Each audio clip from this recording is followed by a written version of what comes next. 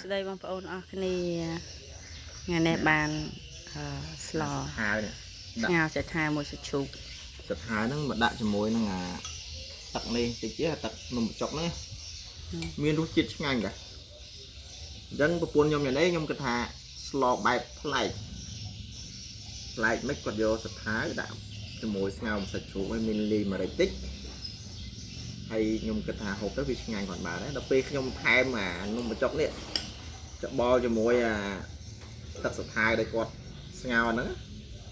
វារសជាតិវាថែមមកបែបទៀតឆ្ងាញ់មួយយ៉ាងដែរទៀតដែរគេថាប្លែកដែរបងប្អូនពួកខ្ញុំហ្នឹងមិនជាអ្នកចេះស្លឲ្យប្រហែលតែប៉ុន្តែចូលចិត្តតែឆ្នៃយើងទៀមទាបន្លែហើយលក្ខណៈធម្មជាតិណាដូចសថាយអីនេះខ្ញុំក៏ដាំបានដែរតែនេះសថាយប្អូនថ្លៃឲ្យទេសថាយខាងអបនិករបស់គេទេយកមកស្លតែបើបានយើងដាំស្រស់ៗបងប្អូនដាក់មកផ្អែមជាតិហ្មងប្តីកូនពៅប្រពន្ធកូនតូលស្ដីចេះធ្វើម្ហូបហ្នឹងហើយថ្ងៃហ្នឹងមានតែប៉ុណ្ណឹងអរគុណច្រើនបងប្អូន